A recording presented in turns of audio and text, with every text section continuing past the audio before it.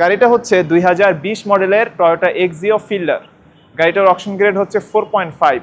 তো যেহেতু গাড়িটার অকশন গ্রেড 4.5, আপনি জাস্ট ফ্রন্টের সেটআপটা একটু দেখেন কতটা ফ্রেশ আর কতটা সুন্দর কন্ডিশন। সাধারণত ব্ল্যাক কালারের ফিল্ডার গাড়ি কিংবা এক্সিও গাড়ি সহজে পাওয়া যায় না, সাদা কালার এবং সিলভার কালার সবচেয়ে বেশি।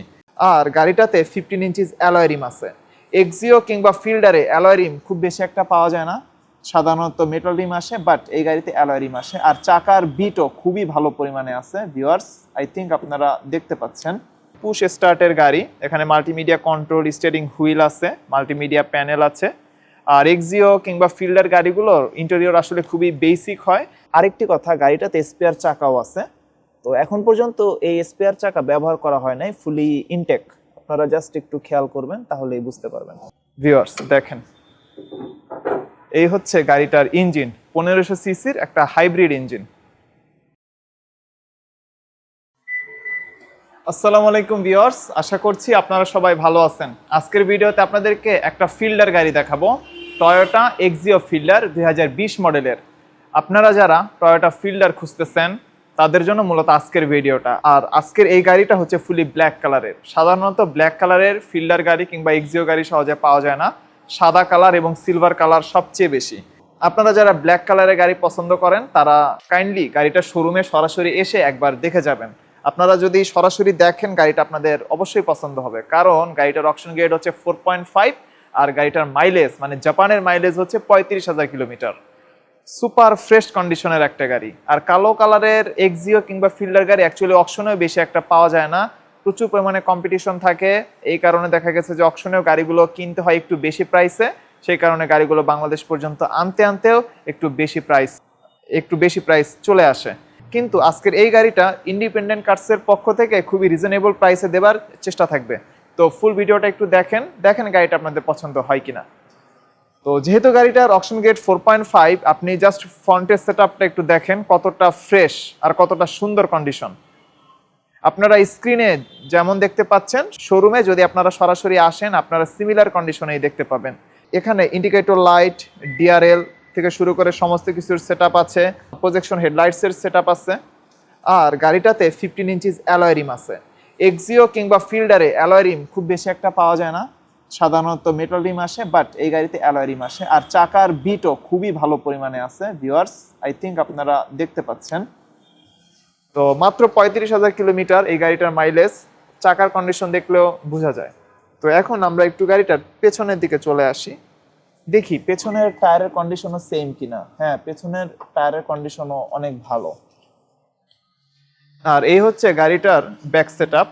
এখানে ব্যাকলাইটের সেটআপ আছে, এখানে টয়োটার লোগো আছে, নাম্বার প্লেটের জন্য হোল্ডার আছে, এখানে একটা ব্যাক ক্যামেরা আছে। আর নিচের দিকে মূলত হচ্ছে রিফ্লেক্টর আছে, আর গাড়িতে পার্কিং সেন্সরও আছে। তো এক্সিও কিংবা ফিল্ডারের ক্ষেত্রে পার্কিং সেন্সর, অ্যালয় রিম, এই সমস্তগুলো একটু প্রিমিয়াম ফিচার। সাধারণত জাপানে যিনি ব্যবহারকারী থাকেন তিনি যদি এই সমস্ত ফিচারগুলো টয়োটা থেকে রিকোয়ারমেন্ট না দেন, সেই ক্ষেত্রে এগুলো আসলে আসে না। এখন আপনাদেরকে গাড়িটার ইন্টেরিয়র দেখাই। আপনারা দেখেন যে গাড়িটার ইন্টেরিয়র অ্যাকচুয়ালি কতটা সুন্দর। টোটালি পুশ স্টার্টের গাড়ি। এখানে মাল্টিমিডিয়া কন্ট্রোল, স্টিয়ারিং হুইল আছে, মাল্টিমিডিয়া প্যানেল আছে। আর এক্সিও কিংবা ফিল্ডার গাড়িগুলোর ইন্টেরিয়র আসলে খুবই বেসিক হয়, যে সমস্ত ফিচারগুলো একটা গাড়িতে একেবারে না থাকলেই না, সেই সমস্ত ফিচারগুলো এখানে থাকে। এসির কন্ট্রোলার, এসি ভেন্টস, এগুলোই মূলত থাকে। আর এই হচ্ছে গাড়িটার পিছনে কতটা সুন্দর কন্ডিশন আছে, কতটা ফ্রেশ আছে, আপনারা জাস্ট একটু দেখেন। আপনারা শোরুমে আসবেন, শোরুমে এসে আপনাদের মতো করে গাড়িটা দেখবেন, তাহলে আপনাদের পছন্দ হবে গাড়িটা। আর ট্রাঙ্ক স্পেসটুকু একটু দেখেন। ফিল্ডার গাড়ির ট্রাঙ্ক স্পেস নিয়ে আসলে বলার তেমন কিছু নাই, প্রচুর পরিমাণে স্পেস।